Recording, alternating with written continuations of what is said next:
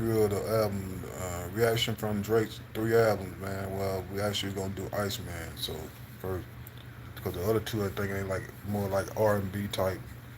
Uh, what you call it? More it's more just I think it's more like experimental music, but it's down. It's good vibes and stuff like that. You know, more dance hall music stuff like that probably. But the Iceman album, he reacted to everything that he said, you know what I'm saying, that was going on from last year's, you know, the battle or whatever between him and Kendrick Lamar. And he got a lot of this. If you really sit down and listen to the album, you'll really know that he's really been in therapy. He's really been, you know what I'm saying, pretty much just sitting back and pretty much trying to find, sitting back and find a balance for what's been going on and watching motherfuckers in the end and seeing motherfuckers for who they really are. 'Cause you know what I'm saying? No new friends, no new friends, you know? But let's get into it. Anyway, make sure you like, share, and subscribe to the channel. I'm your host, your boy CM the Goat number 5. CM the Goat 5. Malone TV News. We in the building. Let's go.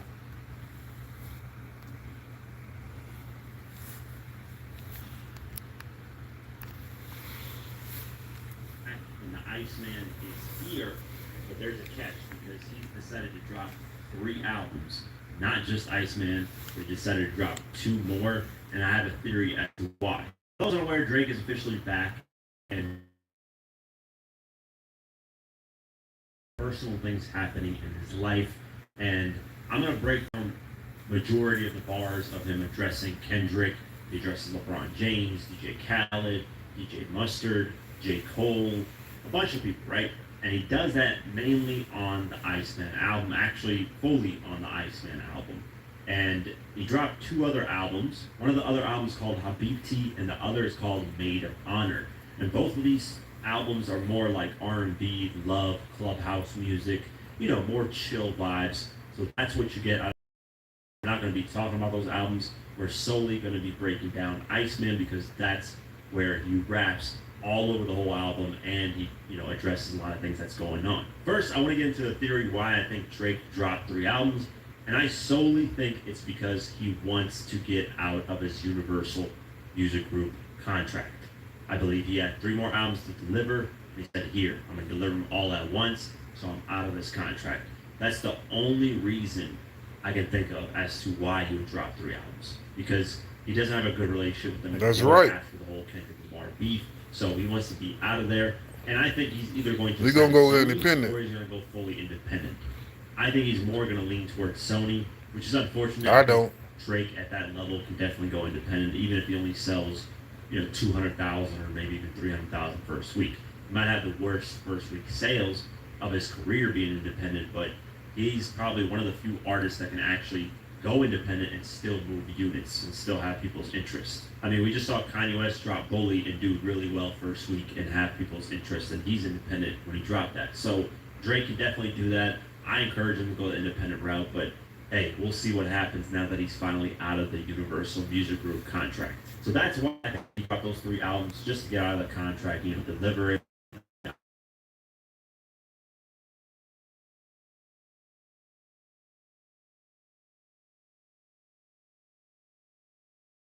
on the Billboard 200, which was the first time an artist had ever done that. However, Drake is looking to Hold on, debut hold on, three hold on. albums in He the said top he three want all to at match once, which Michael would be the Jackson's first time an artist had record. ever Hold on, done let me that. go back. I think he dropped those 3 albums just to get out of the contract, deliver it and be out of it. Another reason why I think Drake dropped 3 albums is because he wants to match Michael Jackson's record. So when Michael Jackson passed away, the first week of July in 2009, 3 of his albums ended up in the top 3 slots on the Billboard 200, which was the first time an artist had ever done that. However, Drake is looking to debut 3 albums in the top 3 all at once, which would be the first time an artist had ever done that. But if he accomplishes that with these 3 albums, he also matches what Michael Jackson did. He just does it in a way that nobody's ever done it. So that's a reason why I think he's dropping 3 albums as well, is to match Michael Jackson's records and break a new record that nobody's ever done. So if you're confused, nobody has debuted 3 albums in the top 3. Debut means the first time they've ever charted on the charts, new albums. Meanwhile, Michael Jackson did it with old albums after he passed away. So that's the difference, but essentially the same record, just one is with new albums, one is with their older catalog. Let's go over the Iceman album. It is 18 tracks in total. So let's start with the first track called Make Them Cry. What's going on? What's good? What's good? What's good? Make sure y'all like, share, subscribe to the channel, man. He's hit a different stage in his life, and how he had a conversation with 40, and 40's like, hey, dig deep when it comes to what's going on in your life and what's going on with, after the battle and all that. And Drake's like, yeah, I can dig deep, but I'm trying to find a balance and peace with it. Like, share, subscribe to the channel. Situation with Kendrick Lamar. He says, with the dot back in 2024 was a big piece. So it's like, this shit is me, but it isn't me. Y'all keep on asking me what it did to me. And that's what it did to me. When I dig deep, they say dig deeper. Tell us how it felt to meet the Grim Reaper. And we know Kendrick Lamar gets called the Boogeyman, so a lot of people have asked questions like, how has this affected you, Drake? Because you gotta think, not like us, huge song, calling somebody, a pedophile. It's insane. It's gonna affect somebody's mental one way or another. He continues, says, this album better have some big features. We're well sorry to burst your bubble, but I'm all alone for my mental. So I think he changes up. Maybe he felt that way when he first started the album, but as you can see on the album, he has some features on there. And I've been trying to end so many people, I almost forgot the intro. Been so sure of my words that I haven't used a pencil.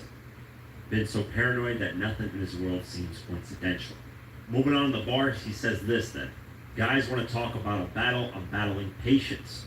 I battle frustration. I'm about to turn 40, dog. I'm battling aging. I'm battling the fact that the album ain't even dropped, and already they ass is complaining. F it, I'll battle the label. F it, I'll battle the majors. I'll battle the stations till my ass is back in rotation. So this, from these bars, my speculation is that he's going to go independent. He's not going to sign I told you that. Drop these 3 albums. No, he's going so independent. That's what I get from it. But then he says, shout out to the real fans that knew what I had in the basement. Shout out to the fake fans. I thought we had an arrangement. How many times have you tried to tell me I had a replacement? How many times you're about to ask if I had a vacation? How many artists I've had to witness do bad? Drake got enough money. He can go independent, man, and still be. Take for instance. Hold on. Things I'd rather be facing for real. And this time, ask. Take for instance. Hold on. Take for instance E40. E40 been doing the independent route for a long period of time, and niggas don't even really know that. This nigga been independent since the 80s. Yeah, every now and then he might probably get a distribution deal from a label or something like that, but the nigga been independent. Young Dolph was independent before he got, murked or whatever. You can do it. You can be independent, man, as an artist and still sustain. All you gotta do is just stay on your grind and do the shit. You know what I'm saying? Drake got enough money where he can stay in, he can go independent, and everything still probably should remain the same. His numbers probably change a slight little bit, but with his fan that he have, Drake ain't gonna miss. You know what I'm saying? He one of them type of artists. He can go either route for as music goes. You know what I'm saying? He can sing on a track where all the women like that shit, or he can, he can rap. So the nigga ain't gonna miss going independent. Let's go. We can dig deeper, I'll gladly. So y'all share the live, man. Like, share, and subscribe to the channel. And him revealing his dad has cancer. It's unfortunate because my dad did too, and he died as well from it. So it's something hard to go through. Shout out to him for at least being open about it, and prayers up to his dad. Going on to the next track, Dust. On the chorus, he says, they was like, go blow the dust off your plaques, go blow the dust off your plaques. What was the year they say you had slaps? Because I don't remember it going like that. He's basically making fun of artists who haven't had recent success. And then he takes a shot at Kendrick Lamar. He basically says, what was the year that you were dominating? Because I don't remember it at all. You don't have those type of hit records that you think you do. Then on verse 2, he says, if it's up to me, I get everyone hit I get everyone lined up. If it's up to me, I've been clocking you, pussy man. Everyone's time's up. If it's up to me, it's up to me. If it's up to me, then you all on a list and everyone's signed up. If it's up to me, it's already made. I ain't making my mind up. If it wasn't for me reaching my hand, you'd never climb up. Another thing where he's just doubling down and saying, hey, I'm the guy. I'm the one that helped a lot of your guys' careers. If I didn't reach out, then you would have never climbed up to the position that you're in. So, just a little bit more bragging on this record, but he didn't really do too much disrespecting. It's one of those not really barred up records. But the next track is Whisper My Name. And in the first verse, he starts out by saying, my white label had to go white label shit when he stepped out of his body and finally got hot. Basically what he's saying is Universal didn't copyright claim or copyright any of the music that content creators were reacting to when Kendrick Lamar dropped Not Like Us and all those diss tracks. But when Drake dropped his songs, they were copywriting them and striking them. And they're actually doing the same right now. Even though there's reports that, hey, Iceman, you can stream it, blah, blah. It's not looking like that. You're still going to get hit with copyright. So Drake is addressing that, saying, I had my own label at the time was making sure that Kendrick had more push from the content creators than my own music. So they were going against me. Continuing on, some people are speculating that this is not really disrespect, but it's kind of checking The Weeknd. Because Baby Boy Please, he says, I heard what you said to Lil Bro about me. Playboy Carti calls himself Baby Boy, and Playboy Carti and The Weeknd have gotten a lot closer. And Drake, in these bars, suggests that potentially Playboy Carti was talking behind his back to The Weeknd. So he says, Baby Boy Please, I heard what you said up to Lil Bro about me. Yeah, and when you run into the Iceman, what you gonna do except freeze? You're not about to squeeze, you're not in the streets. I'm cutting guys off at the knees. They ain't on standing on business with me. Once again, we've heard bars of Drake basically saying that The Weeknd's not tough. He's an R&B guy, and he's, it's some of the people around him, but other than that, he's not that tough guy that he thinks he is. On verse 2, he also addresses the Jay-Z question that people always get asked. Would you take $500,000 or, dinner with Jay-Z? He says this, I'll take the $500K, not the dinner. I can't never learn shit from none of y'all. So more shots at Jay-Z there. Other than that, on this track, there really isn't anything else that's said. Continuing on, we go to Janice STFU, which stands for Shut the Fuck Up. On the first verse of this track, he says, hey, buried alive, someone come dig me up. If I call you shorty up right now, she's picking up. You boys got big off my name that's picking up. Of course, Rick Ross, A$AP Rocky, Kendrick Lamar, and whoever else that Drake has helped early on in their career or has made records for them, books, whatever. He's basically addressing all of them and saying, you guys got way too big off my name, that's enough.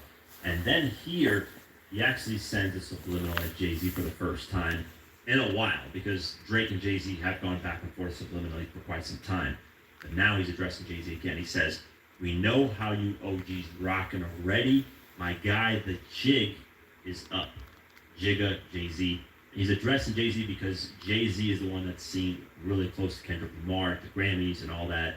And he's really supporting and pushing Kendrick Lamar throughout the whole battle. And what better timing, because Jay-Z really this year has said he's going to address a lot of things. And a lot of people are speculating that Jay-Z might actually drop an album this year. So we're probably going to get responses from Jay-Z to Drake. And who knows, there might actually be a battle that starts between this, because I don't see them sending subliminals for too long. It could start to spiral out of control like the Kendrick Lamar beat, because Drake and Kendrick were sending subliminals for a long time. Same thing with Jay-Z, so I wouldn't be surprised if they start beefing over this stuff. Then he continues on and says, they say the truth was such free. You're going to get yours while I'm doing me. Then on verse 2, he decides to go a little bit more at Kendrick Lamar. He says this, tired of all y'all telling me guys is real, pussy, I know when it's real. You only come home to pose and pop off a look, but you forgot how it feels. Town popping a pill, go on a drill, looking for someone to kill. White kids listen to you because they feel some guilt, and that's how your soul gets fulfilled. He's addressing Kendrick Lamar directly here. In and out turkeys on camera and go back to the hills. How many houses you build, how many souls did you heal off of the back of your deal? With Kendrick, doing the money trees and helping the community in Compton and all that, Drake is questioning, who he is as a person. Is he actually doing that stuff? Again, we've heard this during the beef and the battle that was happening in 2024, but Drake is doubling down. And that's it for this track when it comes to subliminals. The next track, Ran to Atlanta. This is Drake and Future coming back together to make music despite everything that had happened with their beef. And I believe Tony Ayo said it on his podcast, but basically Big Bang and 21 Savage made sure that they squashed the beef after all these years. And the funny thing is, the title of this track is Ran to Atlanta, which is referencing Kendrick Lamar's Not Like Us, where he says, you run to Atlanta when you need a whatever bag, whatever the fuck he says on the record, I forget. But yeah, he's basically referring to that Not Like Us verse where he's talking about Drake running to Atlanta to get hits money. On verse 2, Drake says, me and Hendrix back by popular demand. Then he continues, says, I'm quick to turn a hater into a fan. Guys standing 10 toes on quicksand. If they could have been it, they would have been, but they can't. So then he continues on and says, know what I'm saying? Outsiders back to what it was. You know what I'm saying? Atlanta, tell you about my run. Ask Pluto Bank 21. Basically confirming that Bank and 21 Savage ended the beat between Future and Drake. And basically Drake throughout the record is flexing that, hey, I still have Atlanta supporting me regardless of the stuff that Kendrick Lamar said. And yes, he can still collaborate with people in Atlanta and they'll still, embrace him with open arms. Then on the next track, Shebang, which is track number 6, he addresses a little bit of A$AP Rocky and says here, where's the beef that's cooked? Where's the boy he's booked? Am I upset a bit? Last one you dropped was shit. I did press play on that whole mid, skip. Now, he could be obviously disrespecting Kendrick Lamar's GNX, A$AP Rocky's album, J. Cole's album, whoever that he has issues with. And then he says, what should I take a trip? Who should I take his bitch? Obviously, he's going at, A$AP Rocky with Rihanna and all that stuff. Continuing on, though, he doesn't really say much on here. On the next verse, he says, Prize Picks is now available in most states. Download the app and start playing today.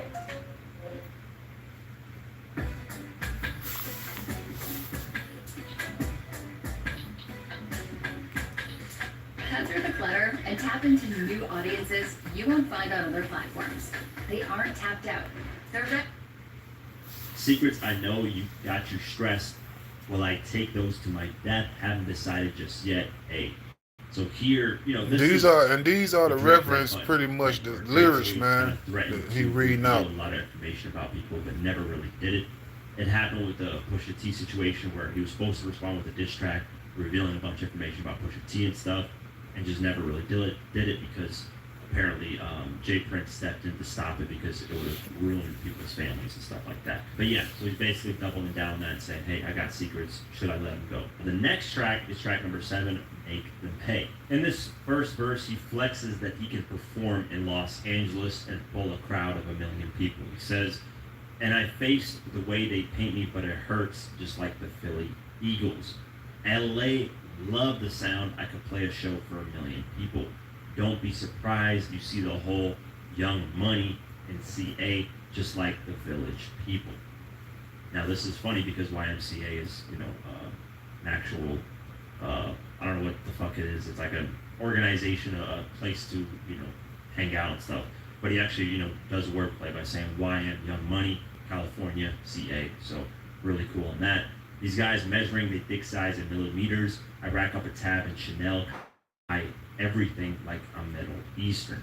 And then he mentions the Not Like Us, pop out show, as well as the Not Like Us music video where he says, I'm trying to catch one of you boys stargazing in the field like little leaguers, and ain't no passes for you crip walking, all of that diss talking, kiddo, beat it. I'm supposed to be my brother's keeper, so don't make us hit another buzzer beater. Talking that tough talk and addressing all those people that were crip walking and dancing when it came to the Not Like Us track. And then he addresses Jay-Z again. He says, my guys run a phone as soon as you check into prison. You guys run and talk to Hov for a second opinion. Hov being Jay-Z.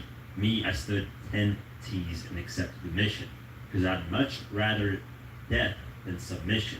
How can you press the ignition and let some memories of the past affect your decision? So here he's, I think, addressing J. Cole. He's saying basically J. Cole pulled the trigger, and then once he dropped that 7-minute drill track, he pulled back.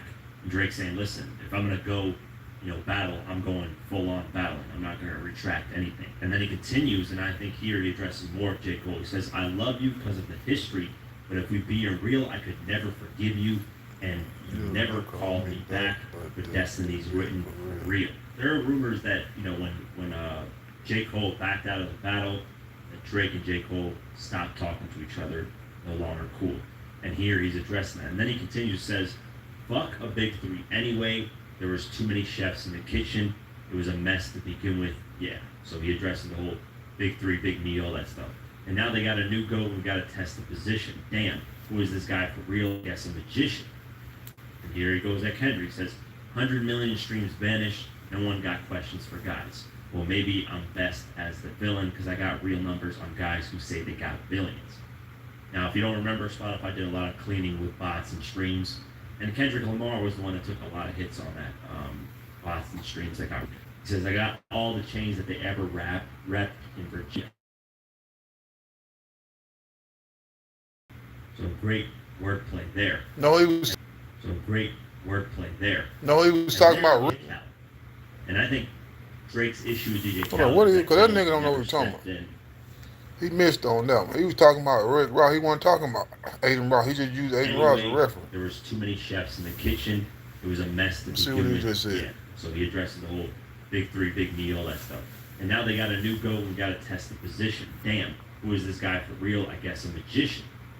And here he goes at Kendrick. He says, 100 million streams vanished. No one got questions for guys. Well, maybe I'm best as the villain because I got real numbers on guys who say they got billions. Now, if you don't remember, Spotify did a lot of cleaning with bots and streams. And Kendrick Lamar was the one that took a lot of hits on that, bots and streams that got removed. He says, I got all the chains that they ever repped in Virginia. I got guys as prized possessions. I get possessive on guys. Here, he's of course clowning Pusha T, as well as the Clips and Pharrell Williams in general. I'm pressing everything. I'll get impressive on guys. I got problems with people who I would have never dreamed.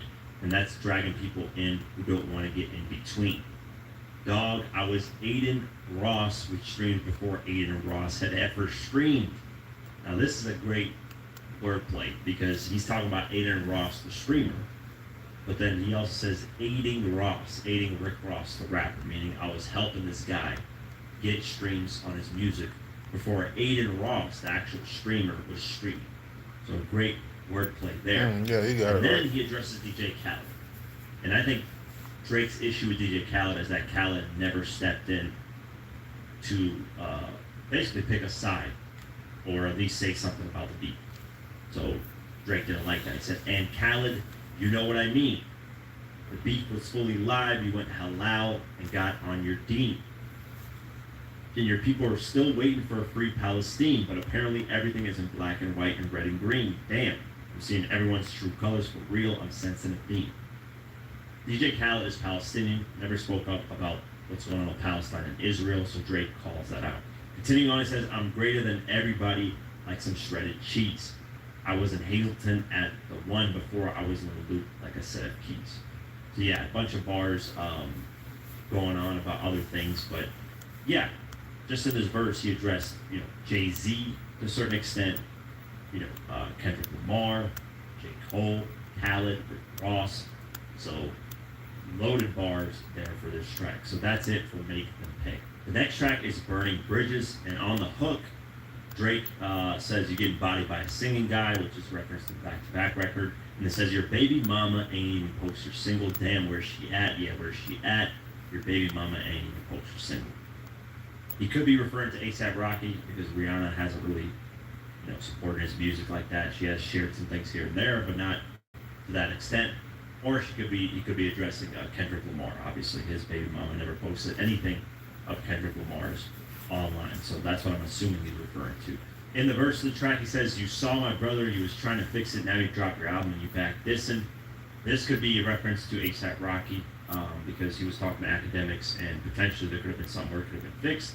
But obviously, he dropped his album "Don't Be Dumb," and then he was dissing Drake all over it. So that's it for this track on Burning Bridges. The next track, National Treasures, leaked online a while ago, so I'm not really going to go over the bars. Basically, Capital and Legal, they have it together, whatever. It's a fire track, it starts out, but I don't like the second portion where it just changes. But let's go over the verse on the second portion because this is all new. So, boy, got to dip out the 6, run out the 6 just like you did. I think here he's talking about Kendrick Lamar, where he did his tour on June 12th and June 13th in Toronto, and it was reported that Kendrick was receiving an escort to the airport to fly to New York to spend the night there before the next tour date. Drake states that Kendrick left the city as soon as possible, but couldn't spend the night because he was fearful of tension boiling over a hostile situation. So here he's kind of calling out Kendrick for, yeah, you performed in my city, but you dipped immediately. You didn't even stay. So why was TPS in my crib until you boys slid? Basically, he's saying, why was the Toronto Police Department at my house when you were performing? Is it because you were scared we're going to do something? Basically calling him out. And the rest of the verse is just him, talking his talk about him being the mob boss that he is. So nothing really directed at anyone when it comes to the rest of the National Treasure second verse. And the next track, Bees on the Table, which features 21 Savage, I feel like in Drake's verse, which is verse 2, he's basically checking to see if Kendrick is actually going to respond to him with all these little subliminals that he's doing. This is how I feel about it. He says, spent months in the corner, just me and my back. I'm used to this. I'm numb to that. I know I just gotta adapt. Let's wait on your Spotify rap. The messages you about to send on the 16th, which is a day after his album's release, please don't hit send on none of that. There's no need to check where the temperature is at. You know what it is if you double back. Which basically, I think, taunting Kendrick. Should have put another blade in my back. Should have stood over and double tapped. Hey, what y'all need, a duffel bag? What is that offer they said? Why? What did they put on the table? What does that say on that paper? F that, they gotta double that, triple that. Fuck is the bitches at? Yeah, the chef to Michelin. Come to the 6, we dipping you boys like christening. Kevin Hart liquor, he shook, gonna put you in some sticky predicaments. Killy might come take a trick off a pussy like it was transitioning. I'm fighting the man, not suing the rapper. You boys is not listening. So there you go, addressing the UMG lawsuit, saying that you guys got it all twisted up. I'm fighting the man, Lucian, the label, and not Kendrick Lamar, the rapper, was this track. Your boy a fisherman, that's just one word in the industry. Don't mean to be in y'all business. I'm talking spicy, hot, sizzling. Don't stick around if you visit. So yeah, more of taunting to Kendrick Lamar, I think, and saying that, where's your temperature at, or do you want to double his back, basically, and then addressing the UMG lawsuit as well, saying that I'm not going at Kendrick, I'm going against the label. That's where I'm at, and you guys aren't even paying attention to that. On the track, which is track number 12, really he's just talking about the people surrounding him and how they're down and trained and ready to go if anything serious happens when it comes to any type of issues that Drake has. Basically, his goons. That's what he's addressed on the whole track. On this track, Too Hard for the Radio, what's interesting is verse 2. He addresses Mustard, Pusha T, and Easy. So let's go over to verse 2.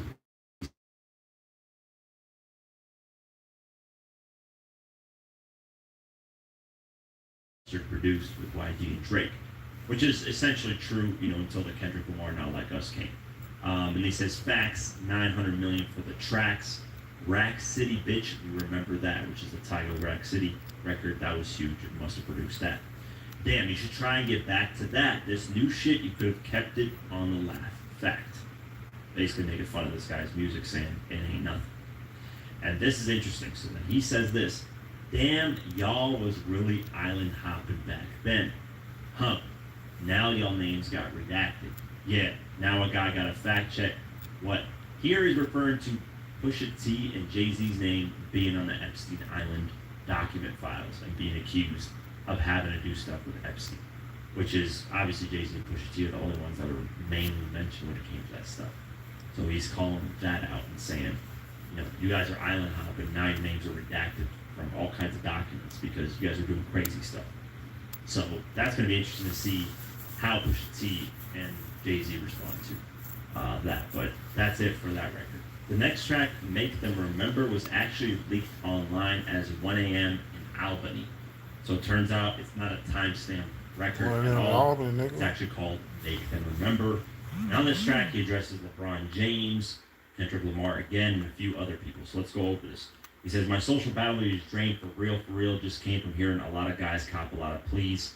Like, oh brother, we brothers, it's never been nothing. So he's basically saying a lot of people have shifted and try to become his friend again after the whole beef, despite siding with Kendrick Lamar, calling BS out on that. On the verse, he says, they say conclusions were drawn, but I'm in super denial.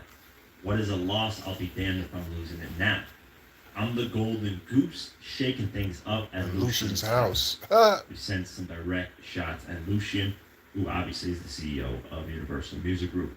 I'm in the battlefield, really putting boots to the ground. A booster seat for yourselves and the lies that you tell. The booster seat is obviously making fun of Kendrick Lamar for being short. This is interesting, though.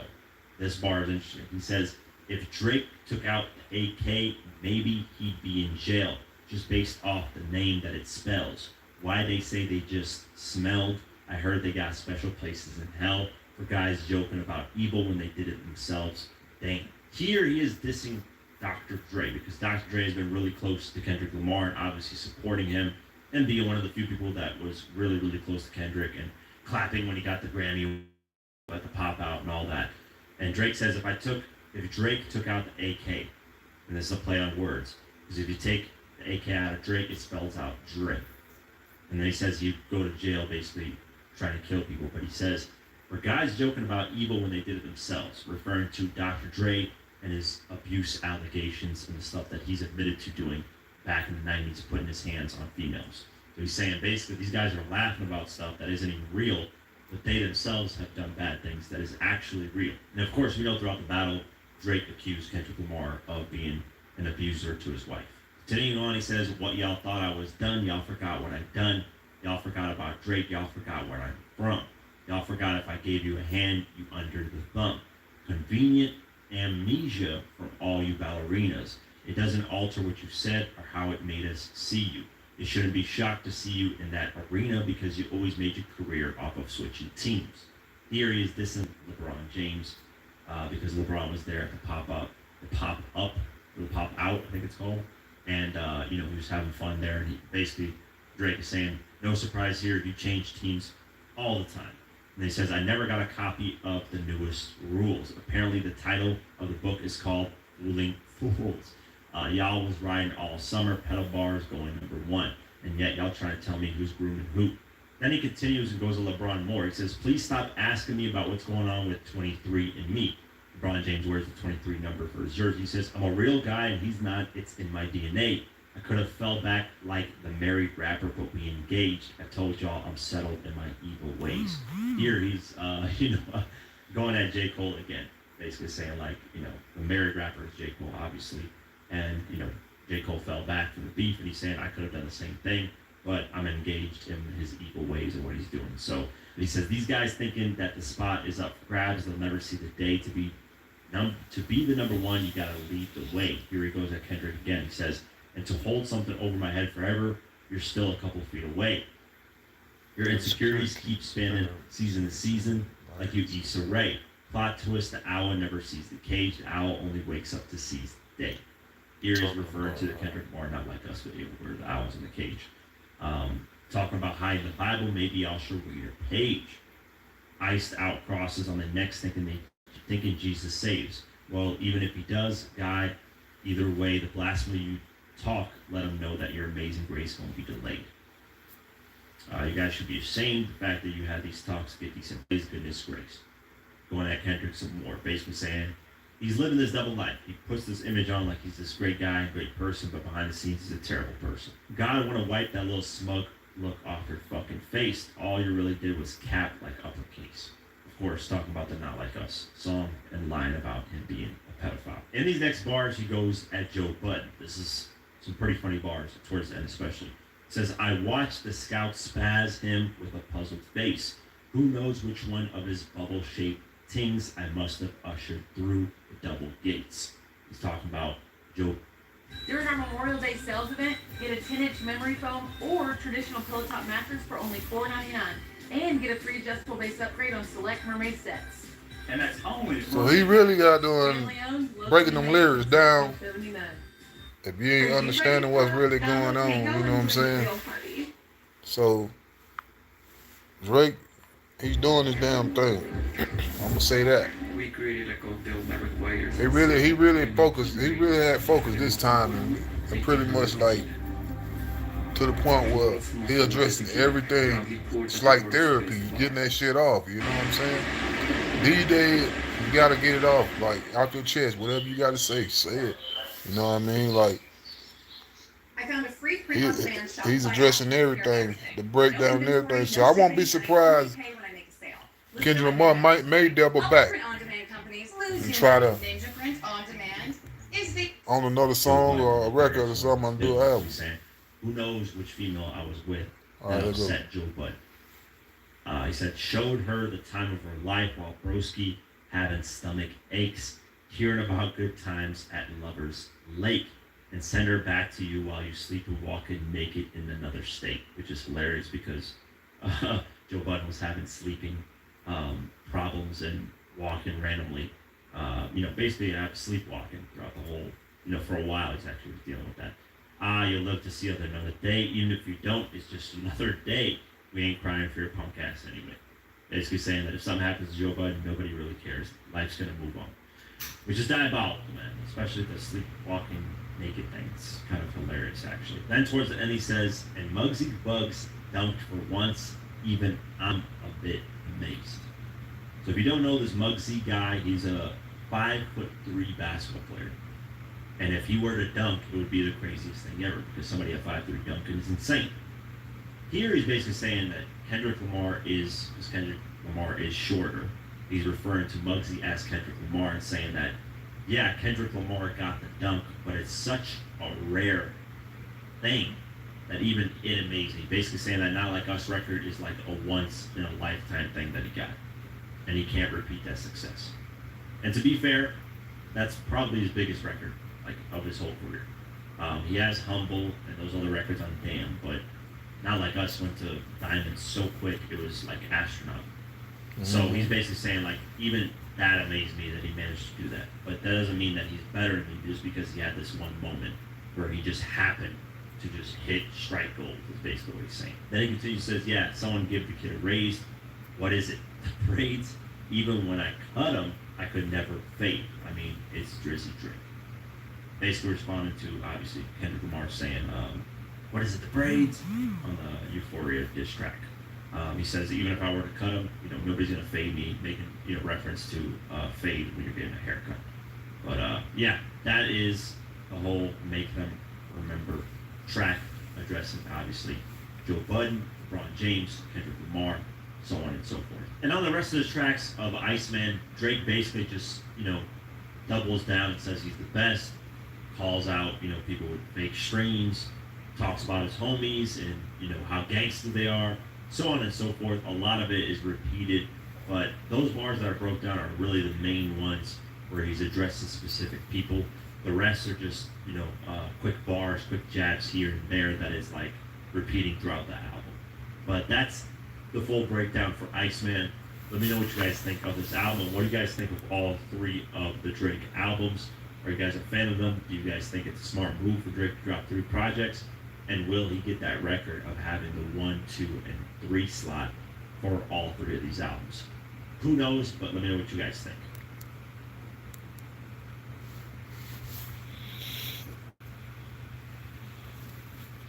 Now, my whole ordeal on this my take on this is he may get a response out of Kendrick Lamar or he may not. You know what I'm saying? So we just had to wait and see what happens. But no doubt, most definitely Drake's more going independent pretty much. He dropped them last 3 albums on Universal, so he letting them motherfucker know like, hey, this is it. Got your last 3 albums, I'm out this bitch. Basically what he was saying. The Iceman album, to me, I give it like I say he did pretty good. I give him an 8, you know what I'm saying, an 8 out of 10.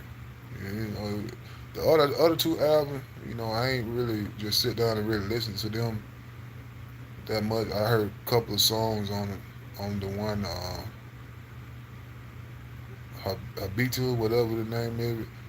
I heard one song off of that one, so I mean, it's more like a slow R&B type deal. So, but I just had to listen to him and see what I think on those. But the Iceman, you know what I'm saying? It's typical Drake.